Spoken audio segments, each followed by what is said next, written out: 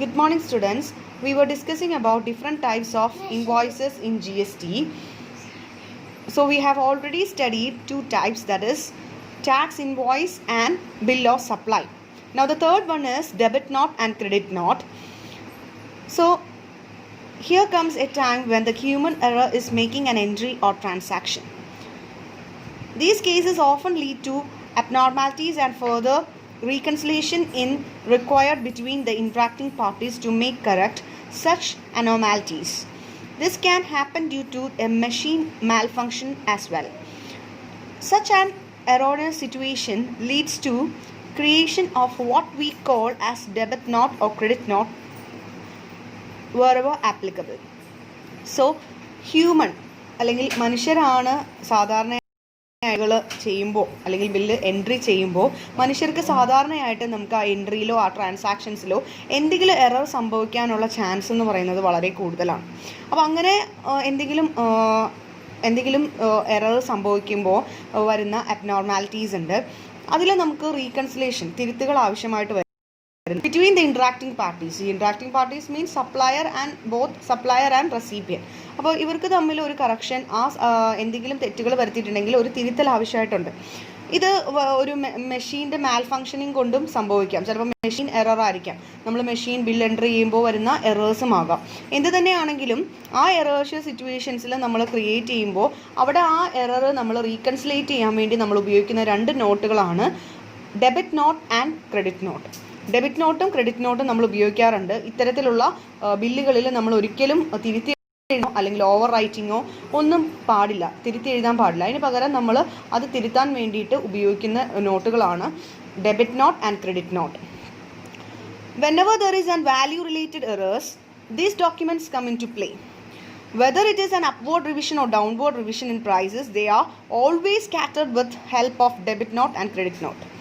So ഈ errors അല്ലെങ്കിൽ വാല്യൂവിൽ വരുന്ന എറേഴ്സ് എന്തെങ്കിലും ഉണ്ടെങ്കിൽ അല്ലെങ്കിൽ വാല്യൂസ് ചിലപ്പോൾ വാല്യൂസ് നമുക്ക് തെറ്റിപ്പോവാം.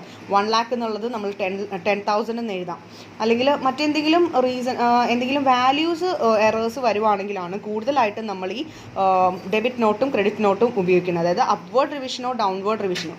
അപ്വേർഡ് റിവിഷൻ എന്ന് പറയുന്നത് 10,000 ആയിരുന്നു, പക്ഷേ ഒറിജിനൽ 10,000 ആണ് നമ്മൾ ബില്ല് എഴുതിയത്, പക്ഷേ ഒറിജിനൽ വാല്യൂ എന്ന് പറയുന്നത് 1 lakh ആയിരുന്നു. അതാണ് അപ്വേർഡ് റിവിഷൻ എന്ന് പറയുന്നത്.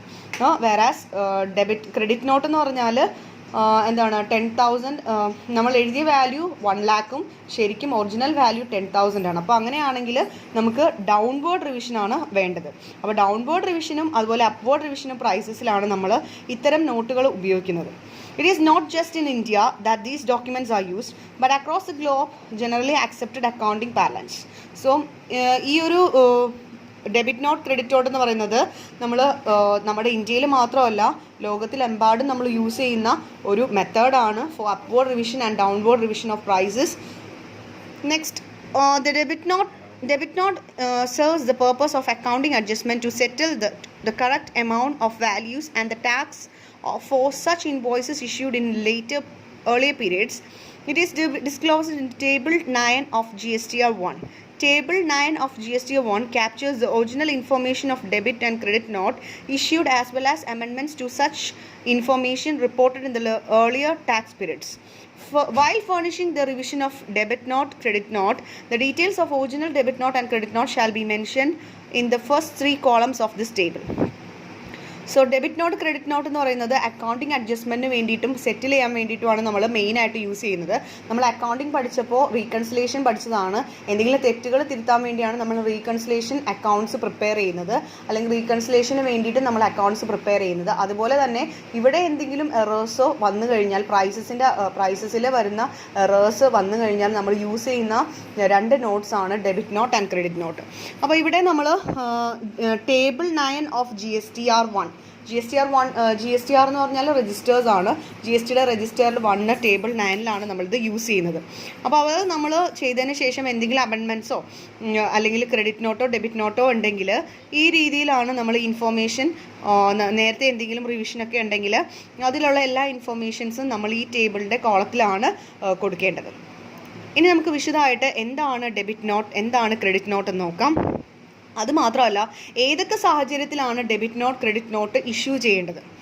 When the goods are supplied or returned, or when there is a revision in the invoice value due to goods or services not being up to the mark or extra goods being issued, debit note or credit note is issued by the supplier and the receiver of the goods and services. അപ്പോൾ ഏതൊക്കെ സാഹചര്യത്തിലാണ് debit നോട്ടും credit നോട്ടും issue ചെയ്യേണ്ടി വരുന്നത്? ഒന്നില്ലെങ്കിൽ invoice പ്രൈസിൻ്റെ അല്ലെങ്കിൽ invoice വാല്യൂവിൽ എന്തെങ്കിലും changes, എന്തെങ്കിലും റിവിഷൻസ് വരികയാണെങ്കിൽ, അല്ലെങ്കിൽ സപ്ലൈ ചെയ്ത ഗുഡ്സ് റിട്ടേൺ ചെയ്യുകയാണെങ്കിൽ, ഇങ്ങനെയുള്ള സാഹചര്യത്തിൽ, അത് മാത്രമല്ല സപ്ലൈ ചെയ്ത ഗുഡ്സിൻ്റെ വാല്യൂ ആ പറയുന്ന അത്രയും ഇല്ല എങ്കിൽ, എക്സ്ട്രാ ഗുഡ്സ് എന്തെങ്കിലും ഇഷ്യൂ ചെയ്തിട്ടുണ്ടെങ്കിൽ, ഇങ്ങനെയുള്ള സാഹചര്യത്തിലൊക്കെയാണ് debit note credit note supplier അല്ലെങ്കിൽ റിസീവർ ഇഷ്യൂ ചെയ്യുന്നത്. അപ്പോൾ debit note credit note can be issued in 2 situations. 2 സിറ്റുവേഷൻസിലാണ് കൂടുതലായിട്ടും ഡെബിറ്റ് നോട്ട് ക്രെഡിറ്റ് നോട്ട് ഉപയോഗിക്കുന്നത്. When the amount payable by the buyer to the seller decrease ചെയ്യുക, നമ്മൾ amount payable by the buyer കൊടുക്കേണ്ട amount, സെല്ലർക്ക് കൊടുക്കേണ്ട എമൗണ്ട് കുറയുകയാണെങ്കിൽ, decrease ചെയ്യുകയാണെങ്കിൽ, അതായത്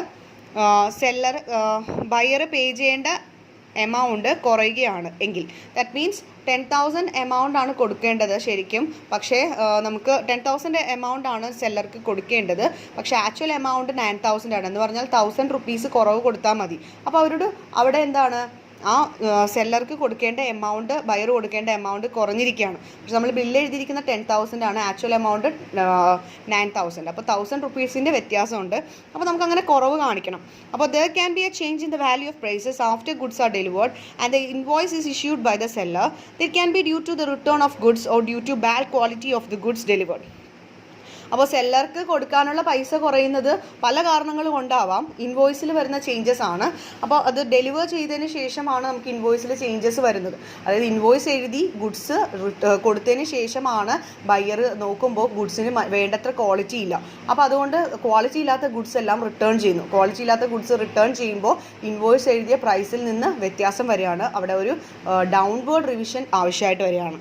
അപ്പോൾ ബാഡ് ക്വാളിറ്റി കൊണ്ടോ അല്ലെങ്കിൽ മറ്റേന്തെങ്കിലും റീസൺ കൊണ്ടോ റിട്ടേൺ ചെയ്യുകയാണെങ്കിൽ അവിടെ വാല്യൂ ഓഫ് ഗുഡ്സ് എന്ത് ചെയ്യുന്നുണ്ട്, ഡിക്രീസ് ചെയ്യുന്നുണ്ട്. അങ്ങനെ ഡിക്രീസ് ചെയ്യുന്ന സാഹചര്യത്തിലാണ് നമ്മൾ ഡെബിറ്റ് നോട്ട് ഇഷ്യൂ ചെയ്യുന്നത്. Debit note is issued by the purchaser to the seller. ആരാണോ പർച്ചേസ് ചെയ്യുന്നത്, ഹൂ ഇസ് എ റെസിപ്പിയൻ്റ് ആരാണോ, അല്ലെങ്കിൽ ഗുഡ്സ് വാങ്ങുന്ന വ്യക്തി ആരാണോ, അയാളാണ് എന്ത് ചെയ്യുന്നത്, സെല്ലർക്ക് ഇഷ്യൂ ചെയ്യുന്നത് debit note. Debit note provides details of the amount of money debited to the seller's account and also states the reason for the same. അപ്പോൾ ഡെബിറ്റ് നോട്ട് എന്ന് പറയുമ്പോൾ എന്താണ്, ഡീറ്റെയിൽസ്, മണി ഡെബിറ്റ് ചെയ്ത്, എത്ര ഡെബിറ്റ് ചെയ്തു, മണി എത്രയാണ് സെല്ലർ ഇനി ഇയാൾക്ക് തിരിച്ച് നൽകാനുള്ളത് എന്നുള്ളതിൻ്റെ ഡീറ്റെയിൽസ് ആണ് കൊടുക്കുന്നത്. അതിൻ്റെ ഒപ്പം തന്നെ അതിൻ്റെ റീസണും കൂടി പറയുന്നുണ്ട്. The reason behind this is in the purchaser's book of account the seller will be credit balance. അപ്പോൾ സെല്ലറിനെ സംബന്ധിച്ചിടത്തോളം ഡെബിറ്റാണ് വരുന്നതെങ്കിൽ പർച്ചേസറിൻ്റെ ബുക്കിൽ അതെന്തായിട്ട് മാറും, അത് ക്രെഡിറ്റ് സൈഡിലാണ് കിടക്കുന്നത്. എന്ന് പറഞ്ഞാൽ പർച്ചേസ് ചെയ്ത ആൾക്ക് ഇനി പൈസ ഇങ്ങോട്ട് കിട്ടണം. സെല്ലർക്ക് എന്ത് ചെയ്യണം, സെല്ലർ മേടിച്ച പൈസ തിരിച്ചു കൊടുക്കണം. എന്ന് വെച്ചാൽ ബാഡ് ക്വാളിറ്റി കൊണ്ട് ഇയാൾ തിരിച്ച് ഗുഡ്സ് കൊടുത്തു, അപ്പോൾ ആ ഗുഡ്സിൻ്റെ അത്രയും പൈസ ഇയാൾ തിരിച്ചു കൊടുക്കണം.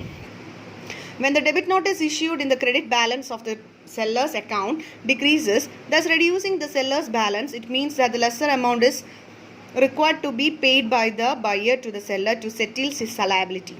അപ്പോൾ ബാധ്യത കുറക്കാൻ വേണ്ടിയിട്ട് എന്ത് ചെയ്യണം, ലെസ്സർ എമൗണ്ട് വേണം നമ്മൾ എന്ത് ചെയ്യാനായിട്ട്, കൊടുക്കാനായിട്ട്. Thus the debit note reduces liability of the buyer. അപ്പോൾ ബയർ ആരാണോ പർച്ചേസ് ചെയ്തത് ആ വ്യക്തിയുടെ ലയബിലിറ്റി അല്ലെങ്കിൽ ബാധ്യത കുറക്കുന്നതാണ് ഡെബിറ്റ് നോട്ട് എന്ന് പറയുന്നത്. Thus debit note reduces the liability of buyer and the seller issues credit note as a respond or acknowledgement to the debit note. അപ്പോൾ ഡെബിറ്റ് നോട്ട് കിട്ടിയതിന് ശേഷം സെല്ലർ എന്ത് ചെയ്യും, ഒരു ക്രെഡിറ്റ് നോട്ട് തിരിച്ചങ്ങോട്ട് കൊടുക്കും എന്ന് പറഞ്ഞാൽ, ക്രെഡിറ്റ് നോട്ട് എന്ന് പറഞ്ഞാൽ ഇയാൾക്ക് ഇനിയും കൊടുക്കാനുണ്ട്, അല്ലെങ്കിൽ ഇനിയും ഈ പൈസ പർച്ചേസർക്ക് കൊടുക്കാനുണ്ടെന്നുള്ള രീതിയിൽ, ഒരു അക്നോളജ്മെൻറ്റ് എന്നുള്ള രീതിയിൽ ഒരു ക്രെഡിറ്റ് നോട്ട് തിരിച്ചു കൊടുക്കും.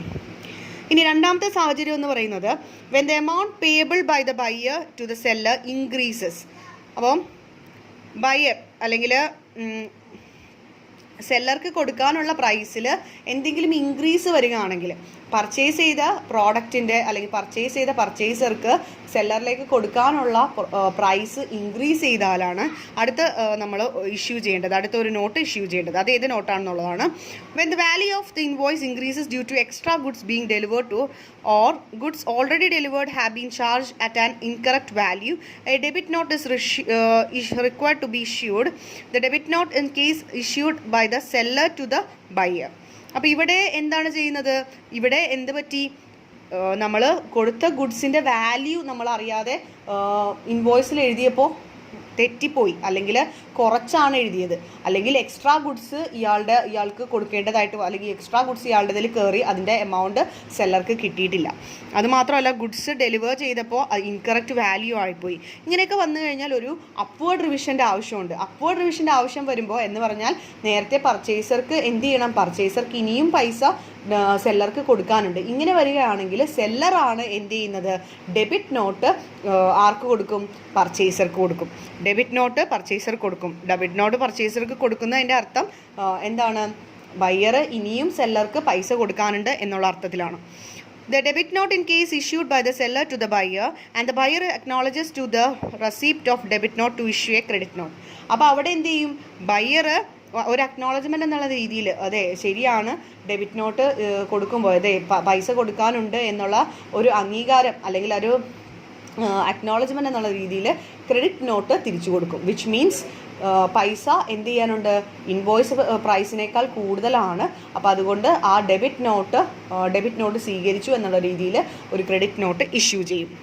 Then when a debit note is issued in the debit balance of the buyer's account increases. അപ്പോൾ ഡെബിറ്റ് ബാലൻസ് ആണ് അവിടെ ഇൻക്രീസ് ചെയ്യുന്നത്. വിച്ച് മീൻസ് പർച്ചേസറിൻ്റെ ബയ്യറിൻ്റെ ഡെബിറ്റ് ബാലൻസ് എന്ത് ചെയ്യുന്നു? ഇൻക്രീസ് ചെയ്യുന്നു. അപ്പോൾ അതിൻ്റെ അക്കൗണ്ടിങ്ങിൽ വരുന്നത് ഡെബിറ്റ് ബാലൻസ് ഇൻക്രീസ് ചെയ്യുക എന്ന് പറഞ്ഞാൽ എന്താണ് അർത്ഥം?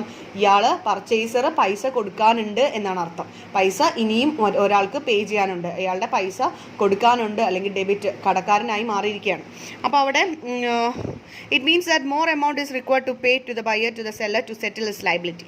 അപ്പോൾ ഇവിടെ കുറച്ചും കൂടി എമൗണ്ട് സെല്ലർക്ക് കൊടുത്താലേ ഇയാളുടെ ബാധ്യത അത് കളയാനായിട്ട് സാധിക്കുകയുള്ളൂ. Thus a credit note increases the liability of the buyer. അപ്പോൾ ഇവിടെ നേരെ ഓപ്പോസിറ്റ് ആണ് ഡെബിറ്റ് നോട്ടിൻ്റെ. ഇവിടെ എന്ത് ചെയ്യുന്നു? ക്രെഡിറ്റ് നോട്ട് ബയ്യറിൻ്റെ ലയബിലിറ്റി ബാധ്യത ഇൻക്രീസ് ചെയ്യുന്നു. Now Debit note is issued to the recipient of the goods in the following cases. ഏതൊക്കെ കേസിലാണെന്ന് നമ്മൾ പറഞ്ഞു, കുറച്ച് എക്സാമ്പിൾസിലൂടെ നമ്മൾ പറയുകയാണ്. Then the taxable value of goods, the value tax invoice is later found to be less. So നേരത്തെ പറഞ്ഞതുപോലെ നമ്മൾ debit note issue ചെയ്യുന്നത് ഏതൊക്കെ സാഹചര്യത്തിലാണ്? When the taxable value of goods, ഗുഡ്സിൻ്റെ ടാക്സബിൾ വാല്യൂ കുറവാണെന്ന് മനസ്സിലാക്കുകയാണെങ്കിൽ, അല്ല എങ്കിൽ എന്താണ്? When the tax charge in the tax invoice is found to be less. നമുക്ക് ടാക്സ് ചാർജ് ചെയ്തത് കുറവാണെന്ന് മനസ്സിലാവുകയാണെങ്കിൽ ഈ പർപ്പസിനൊക്കെ നമ്മൾ ഡെബിറ്റ് നോട്ടാണ് ഇഷ്യൂ ചെയ്യുന്നത്. For example, mister X supplies goods to mister Y the cost of 1 lakh but wrongly billed as 10,000. Mr. X later issues a debit note to Mr. Y for 90,000.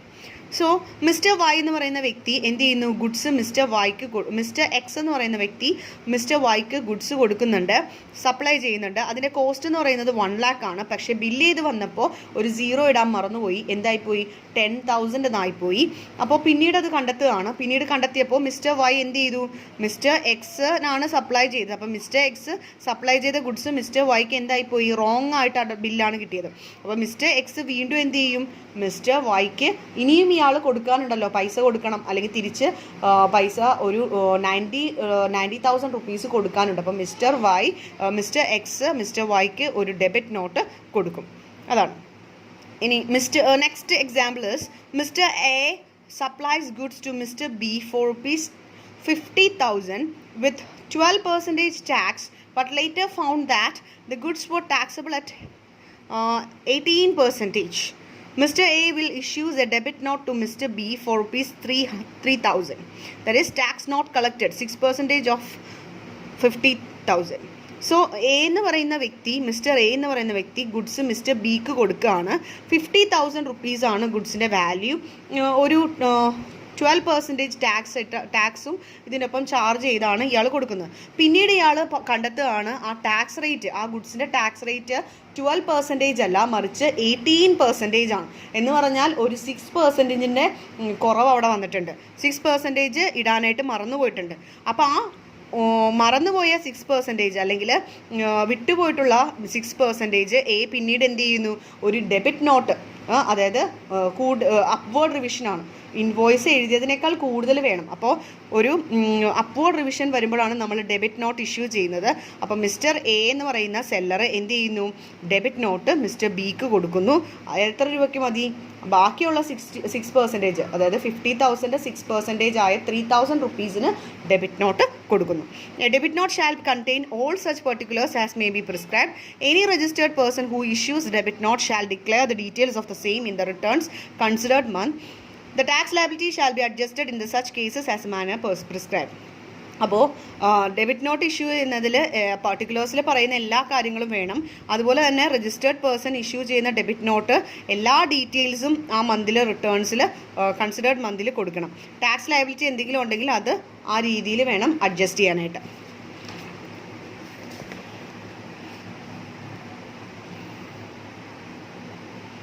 So an invoice raised whenever there is a purchase or sale transaction is considered. Debit note നമ്മൾ നേരത്തെ പഠിച്ചത് തന്നെ same തന്നെയാണ് ഇവിടെ പറയുന്നത്, പ്രത്യേകിച്ച് ഒന്നും തന്നെ ഇല്ല.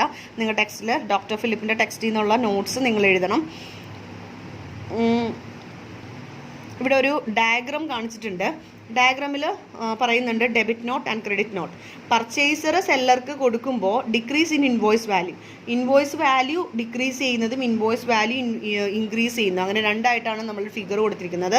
ഡിക്രീസ് ഇൻ ഇൻവോയ്സ് വാല്യൂ എന്ന് പറഞ്ഞാൽ നമ്മൾ എഴുതിയ ബില്ലിൽ എന്താണ്, കുറവ് വാല്യൂ ആണ് വന്നിരിക്കുന്നത്. കുറവ് വാല്യൂ ആണ് വന്നിരിക്കുന്നത് എന്ന് പറഞ്ഞാൽ കുറച്ചേ ഉള്ളൂ, ശരിക്കും നമ്മൾ കൂട്ടിയാണ് എഴുതിയിരിക്കുന്നത്. അങ്ങനെയാണെങ്കിൽ പർച്ചേസ് ചെയ്ത വ്യക്തിയാണ് ആർക്ക് കൊടുക്കേണ്ടത്, സെല്ലർക്ക് ഡെബിറ്റ് നോട്ട് കൊടുക്കേണ്ടത്.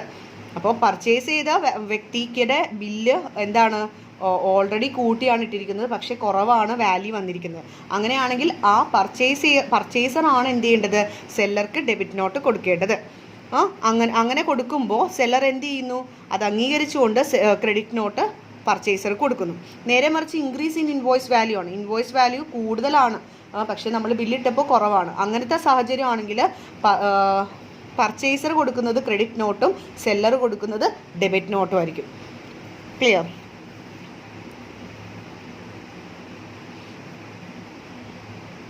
ടു സിറ്റുവേഷൻസിലാണ് നമ്മൾ കൂടുതലായിട്ടും ഡെബിറ്റ് നോട്ട് നമ്മൾ യൂസ് ചെയ്യുന്നത്. When the amount of taxable value of goods changes after issuance of invoice issue ചെയ്തതിന് ശേഷം ടാക്സബിൾ വാല്യൂവിൽ ചേഞ്ചസ് വരിക, അല്ലെങ്കിൽ number of tax changes after issuance of ഇൻവോയ്സിൻ്റെ ഇഷ്യൂ ചെയ്തതിന് ശേഷം ടാക്സിൽ വ്യത്യാസം വരിക. ഇതിലൊക്കെയാണ് നമ്മൾ ഡെബിറ്റ് നോട്ട് സാധാരണയായിട്ട് ഇഷ്യൂ ചെയ്യുന്നത്.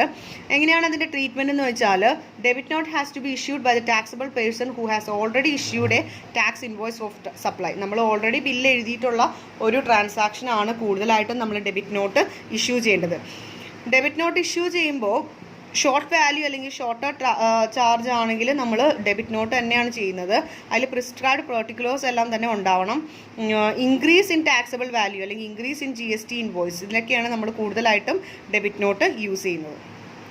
Next, we are passing on to the credit note. Credit note is issued to the recipient of goods or services in following cases. That is, the taxable value or tax charge in the invoice is found to be excess. നമ്മൾ കൊടുത്തിരിക്കുന്ന ഇൻവോയ്സിൽ കൂടുതലാണ്, ആ taxable value tax charge ചെയ്തിരിക്കുന്നത് കൂടുതലാണെന്ന് find ചെയ്യണമെങ്കിൽ നമുക്ക് credit നോട്ടാണ് കൊടുക്കേണ്ടത്. The goods supplied are return by the recipient. നമ്മൾ കൊടുത്തിരിക്കുന്ന ഗുഡ്സ് പർച്ചേസർ അല്ലെങ്കിൽ purchaser, recipient or buyer, whoever it is, അപ്പോൾ ആരാണോ അത് സ്വീകരിക്കുന്നത്, ഗുഡ്സ് സ്വീകരിക്കുന്ന വ്യക്തി, അത് എന്താണ്, ആ ഗുഡ്സ് സപ്ലൈ ചെയ്തിരിക്കുന്ന ഗുഡ്സ് എന്തെങ്കിലും ക്വാളിറ്റിയോ മറ്റെന്തെങ്കിലും ഡാമേജസ് ഒക്കെ ഉണ്ടെങ്കിൽ തിരിച്ചയക്കുകയാണെങ്കിൽ അവിടെയും എന്താണ്, ഇൻവോയ്സ് നമ്മൾ കൊടുത്തിരിക്കുന്ന ഇൻവോയ്സിനേക്കാൾ അവിടെ കുറയുകയാണ് ചെയ്യുന്നത്, ഇൻവോയ്സ് വാല്യൂ കുറയുകയാണ്. അപ്പോൾ ഡൗൺവേർഡ് റിവിഷൻ ഓഫ് ഇൻവോയ്സാണ് വരുന്നത്. ആ സാഹചര്യത്തിലാണ് നമ്മൾ ക്രെഡിറ്റ് നോട്ട് ഇഷ്യൂ ചെയ്യുന്നത്. Next, goods or services supplied are found to be deficient ആയിട്ട്, അല്ലെങ്കിൽ നമുക്ക് എന്താ പറയുക, ഡെഫിഷ്യൻ്റ് ആയിട്ട് നമുക്ക് തോന്നുകയാണ്, അല്ലെങ്കിൽ നമുക്ക് നല്ലതല്ല, ഡാമേജ് ആയിട്ടുള്ള ഗുഡ്സ് ആണെന്ന് തോന്നിക്കഴിഞ്ഞാൽ അത് നമുക്ക് തിരിച്ചു കൊടുക്കാം. അപ്പോൾ ഇവിടെ എക്സാമ്പിൾസ് പറയുന്നുണ്ട്. Mister X supplies goods to mister Y. The cost was 10,000 but wrongly billed as 1 lakh. Cost ശരിക്കും 10,000 ആണ്, പക്ഷെ നമ്മൾ ബില്ലടിച്ചപ്പോൾ അത് 1 lakh rupees ആയിട്ട് കൂടുതലായിട്ടാണ് വന്നത്. അപ്പോൾ മിസ്റ്റർ എക്സിനെ അത് കണ്ടുപിടിച്ചു. അതിനുശേഷം മിസ്റ്റർ എക്സ് എന്ത് ചെയ്തു, ഒരു ക്രെഡിറ്റ് നോട്ടാണ് മിസ്റ്റർ വൈക്ക് കൊടുക്കുന്നത് 90,000-ൻ്റെ, അതിൻ്റെ ഡിഫറൻസിൻ്റെ. Then mister A supplies goods to mister B for 50,000 who returns half of the goods which were not as per specification. Mr. A later issues a credit note to Mr. B of 25,000. ഇവിടെ A എന്ന് പറയുന്ന വ്യക്തി goods mister ബിക്ക് കൊടുക്കുന്നുണ്ട്, 50,000 rupees-നാണ് കൊടുക്കുന്നത്. പക്ഷേ ഇതിന് ആ ഗുഡ്സ് നമ്മൾ പകുതി, അല്ലെങ്കിൽ മിസ്റ്റർ എ സപ്ലൈ ചെയ്ത ഗുഡ്സ് മിസ്റ്റർ ബിക്ക് 50,000 കൊടുത്തു. മിസ്റ്റർ ബി ശരിക്കും ഹാഫ് ഓഫ് ദ ഗുഡ്സ് ആയിരുന്നു ഓർഡർ ചെയ്തിരുന്നത്, പക്ഷേ അതിൽ കൂടുതൽ കൊടുത്തു. ഹാഫ് എന്ന് പറയുമ്പോൾ 50,000 ഹാഫ്, ദറ്റ് ഈസ് 25,000 rupees-ൻ്റെ ഗുഡ്സേ അയാൾ ഓർഡർ ചെയ്തിട്ടുണ്ടായിരുന്നുള്ളൂ. അപ്പോൾ ഒരു 25,000 ഗുഡ്സ് ഇയാൾ എന്ത് ചെയ്യും, റിട്ടേൺ ചെയ്യും. അങ്ങനെ റിട്ടേൺ ചെയ്യുമ്പോൾ മിസ്റ്റർ എ ക്രെഡിറ്റ് നോട്ട് ആണ് മിസ്റ്റർ ബിക്ക് ഇഷ്യൂ ചെയ്യുന്നത്, അത് 25,000-ൻ്റെ. Then Mr.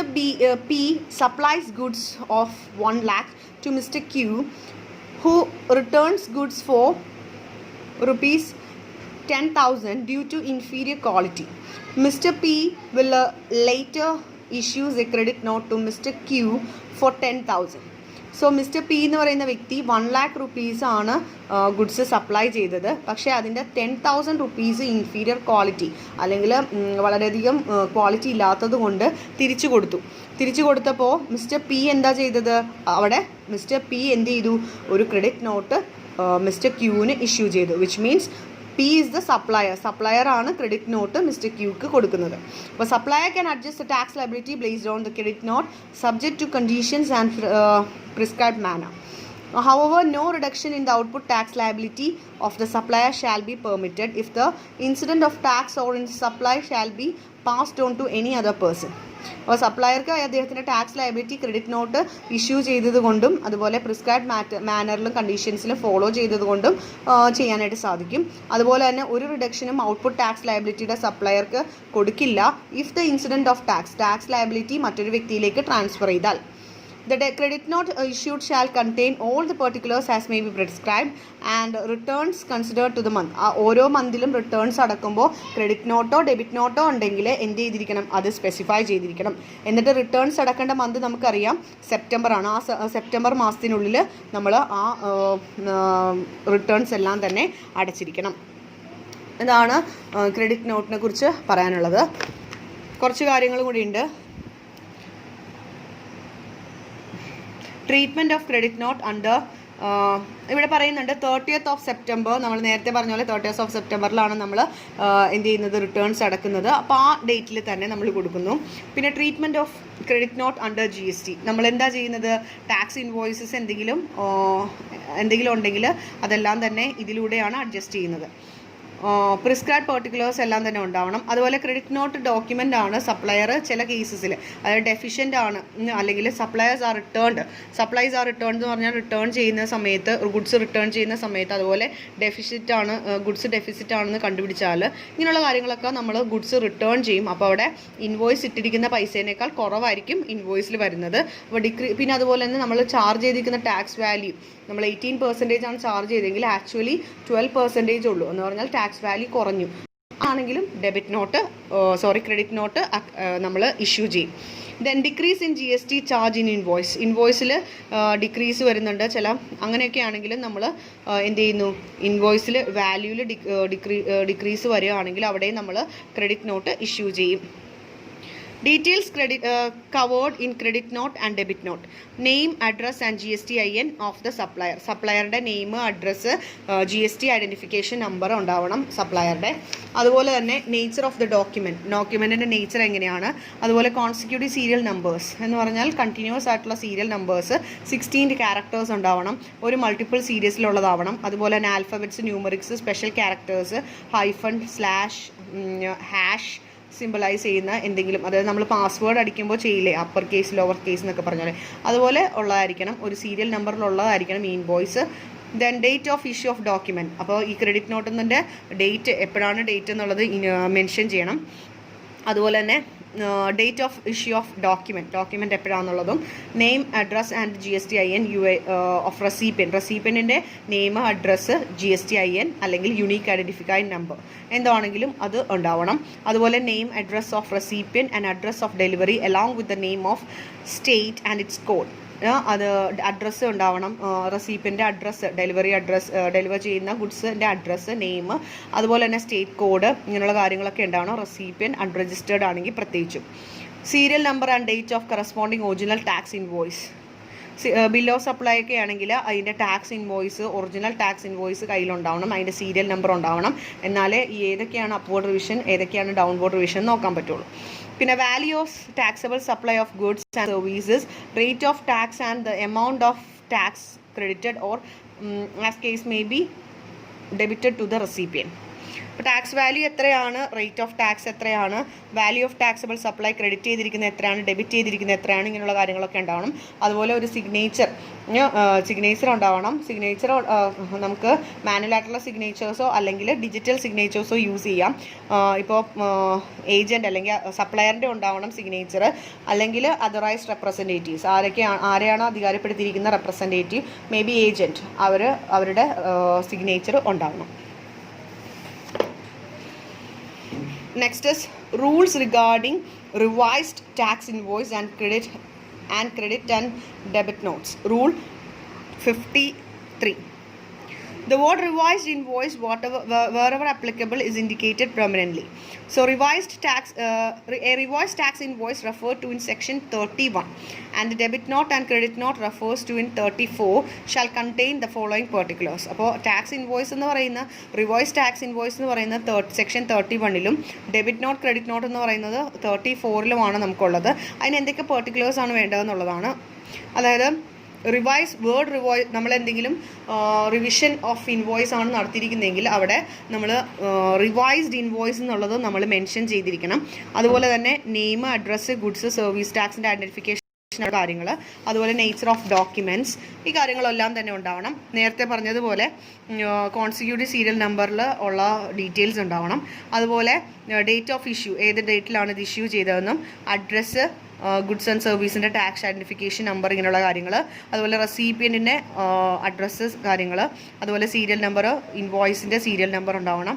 ടാക്സബിൾ വാല്യൂ എത്രയാണ്, ടാക്സ് എമൗണ്ട് എത്രയാണ്, അതുപോലെ signature, digital signature of supplier or authorised representative, ഇത്രയും കാര്യങ്ങൾ ഉണ്ടായിരിക്കണം. ഇവിടെ എന്താണ് റിവൈസ്ഡ് ഇൻവോയ്സ് എന്ന് പറയുന്നുണ്ട്. Every registered person who has been granted registration with effect from a date earlier than the date of issuance or certificate of registration may issue revised tax invoice in respect of taxable supplies affecting during the period starting from the effective date of registration till the date of issuance or certificate of registration. So എല്ലാ registered പേഴ്സണും registration grand ചെയ്ത് കഴിഞ്ഞാൽ അല്ലെങ്കിൽ grand ചെയ്യുന്നതിന് മുമ്പ് ഒരു certificate of registration കൊടുക്കാറുണ്ട്. ആ സർട്ടിഫിക്കറ്റിൽ revised invoice എന്തെങ്കിലും ഉണ്ടെങ്കിൽ, ടാക്സബിൾ സപ്ലൈസിനെ എഫക്റ്റ് ചെയ്യുന്നത് എന്തെങ്കിലും ഉണ്ടെങ്കിൽ അതിൻ്റെ രജിസ്ട്രേഷന് മുമ്പുള്ള ഡേറ്റിൽ നമ്മൾ ഇഷ്യൂ ചെയ്യാറുണ്ട്. എക്സാമ്പിൾ പറയുന്നുണ്ട്, mister Kapil applies for GST registration with effect from 1/6/2098 but got registration certificate as on 15/6/2019. If the effective date of registration is 1/6/2019, he has to issue revised invoice of the supplies made due to the period from 1/6/2019 to 15. ഇവിടെ ഒരു mistake ആണ്, 98 അല്ല 19 ആണ്, 16. അതായത് mister Kapil എന്ന് പറയുന്ന ഒരു വ്യക്തിക്ക് GST രജിസ്ട്രേഷൻ കിട്ടിയിരിക്കുന്നത്, GST രജിസ്ട്രേഷൻ അപ്ലൈ ചെയ്തിരിക്കുന്നത് 1/6/2019 പക്ഷേ അദ്ദേഹത്തിന് സർട്ടിഫിക്കറ്റ് കിട്ടിയത് 15/6/2019 അങ്ങനെയാണെങ്കിൽ എഫക്റ്റീവ് ഡേറ്റ് ഓഫ് രജിസ്ട്രേഷൻ എന്ന് പറയുന്നത് നമ്മൾ എന്താണ് കൊടുത്തിരിക്കുന്നത്, അവിടെ 1/6/2019 ആണ്. പക്ഷേ അയാൾക്ക് റിവൈസ്ഡ് ഇൻവോയ്സിന് സപ്ലൈസ് എന്തെങ്കിലും ഉണ്ടെങ്കിൽ അയാൾക്ക് റിവൈസ് ഇൻവോയ്സിനുള്ള അർഹതയുണ്ട്. ദാറ്റ് ഈസ് 1/6/2019 തുടങ്ങി 1/15 15/6/2019 വരെ. അതായത് സർട്ടിഫിക്കറ്റ് കിട്ടിയാലേ നമുക്ക് രജിസ്ട്രേർഡ് ആയി എന്ന് പൂർണ്ണമായിട്ട് പറയാനായിട്ട് സാധിക്കുള്ളൂ. അപ്പോൾ 1/6/2019 അയാൾ രജിസ്റ്റേർഡ് ആയി എന്ന് പറയാൻ സാധിക്കില്ല. സർട്ടിഫിക്കറ്റ് കയ്യിലേക്ക് കിട്ടിയിരിക്കുന്ന 15 ഡേയ്സ്. അപ്പോൾ ആ 15 ഡേയ്സിനുള്ളിൽ അയാൾ നടത്തിയിരിക്കുന്ന എല്ലാ ട്രാൻസാക്ഷൻസിനും റിവൈസ്ഡ് ഇൻവോയ്സ് എന്ന് പറഞ്ഞ് നമുക്ക് കൊടുക്കാനായിട്ട് സാധിക്കുള്ളൂ. Because he was unregistered. എന്താ കാരണം എന്ന് വെച്ചാൽ അയാൾ രജിസ്റ്റേർഡ് ആവണമെങ്കിൽ ഈ 15ാമത്തെ ദിവസമായി അയാൾ രജിസ്റ്റേർഡ് ആവുകയുള്ളൂ. അപ്പോൾ അതിനു മുമ്പ് 1-ാം തീയതി മുതൽ 15ാം തീയതി വരെ നടത്തുന്ന എല്ലാ ട്രാൻസാക്ഷൻസിലും ക്രെഡിറ്റ് നോട്ടും ഡെബിറ്റ് നോട്ടിന് പകരം നമ്മൾ കൊടുക്കുന്നത് റിവൈസ്ഡ് ഇൻവോയ്സ് ആണ്. Then similarly, a registered person may issue a consolidated reverse invoice in respect of all taxable supplies made to unregistered person during such period. ഇനി ആ പീരീഡിൽ, അതായത് 1 തുടങ്ങി 1-ാം തീയതി മുതൽ 15ാം തീയതി വരെ അയാൾ അൺരജിസ്റ്റേർഡ് ആയിട്ടുള്ള ആരെങ്കിലുമായിട്ട് ഡീൽ ചെയ്തിട്ടുണ്ടെങ്കിൽ അതിൻ്റെ കാര്യങ്ങളും എന്ത് ചെയ്യും, അതിനൊരു കൺസോളിഡേറ്റഡ് റിവൈസ്ഡ് ടാക്സ് ഇൻവോയ്സ് ഉണ്ടാക്കിയിട്ട് അത് ചെയ്യണം. In case of interstate supplies where the value of supply does not exceed 2,50,000, a consolidated revised may be issued separately in respect of all recipients located in the states who are not registered under the Act. അതുപോലെ തന്നെ interstate supplies ആണെങ്കിൽ, അതായത് from one state to another, അങ്ങനെയുള്ള supplies ആണ് ചെയ്യുന്നതെങ്കിൽ അവിടെ എന്ത് ചെയ്യാം, വാല്യൂ ഓഫ് സപ്ലൈ എന്ന് പറയുന്നത് 2,50,000-നേക്കാൾ മുകളിൽ പോകാൻ പാടില്ല. അങ്ങനെ പോയിട്ടുണ്ടെങ്കിൽ കൺസോളിഡേറ്റഡ് ആയിട്ടുള്ള ഇൻവോയ്സ് ആണ് ഇയാൾ ഇഷ്യൂ ചെയ്യേണ്ടത്. സെപ്പറേറ്റ് ആയിട്ട് ഓരോ സ്റ്റേറ്റിൻ്റെ ലൊക്കേഷൻ അനുസരിച്ച് കൊടുക്കണം. Any invoice or debit not issued pursuant of any act, any tax payable in accordance with the provision of Section 74 or Section 129 or Section 30, wrongful claim, credit, seizure of goods, consolidation, etc. shall be prominently considered the word input tax credit not permissible. അപ്പോൾ ഇയാൾ registration ചെയ്യുന്നതിന് മുമ്പ് ഒരു വ്യക്തി registered ആയിട്ടുള്ള വ്യക്തിക്ക് മാത്രമേ credit നോട്ടോ debit നോട്ടോ use ചെയ്യാനായിട്ട് സാധിക്കുകയുള്ളൂ. അപ്പോൾ ആ വ്യക്തി രജിസ്റ്റേർഡ് ആവുന്നതിന് മുമ്പ് ഇയാൾ ഡെബിറ്റ് നോട്ടോ ക്രെഡിറ്റ് നോട്ടോ ഇഷ്യൂ ചെയ്യുകയാണെങ്കിൽ അവിടെ ടാക്സിൻ്റെ കോളത്തിൽ അല്ലെങ്കിൽ ടാക്സ് നമുക്ക് ചെയ്യുമ്പോൾ അവിടെ ഇൻപുട്ട് ടാക്സ്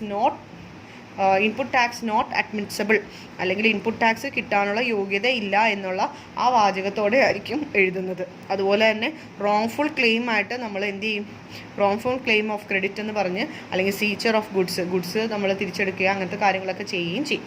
അപ്പോൾ ഒരു വ്യക്തി രജിസ്ട്രേഷൻ കഴിഞ്ഞതിന് ശേഷം മാത്രമേ ക്രെഡിറ്റ് നോട്ട് ഇഷ്യൂ ചെയ്യാൻ പാടുള്ളൂ.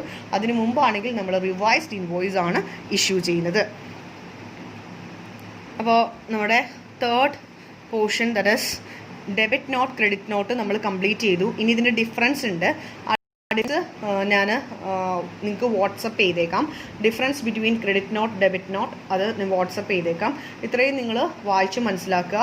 നിങ്ങൾ ടെക്സ്റ്റ് ബുക്കിൽ ഇല്ലാത്ത പോയിൻറ്റ്സ് ഡോക്ടർ ഫിലിപ്പിൻ്റെ ബുക്കിലുള്ള പോയിൻറ്റ്സ് നിങ്ങളുടെ നോട്ട് ബുക്കിലേക്ക് എഴുതി ഗൂഗിൾ ക്ലാസ് റൂമിലേക്ക് തന്നെ സബ്മിറ്റ് ചെയ്യുക. That's all for today. Thank you students. Have a nice day. By.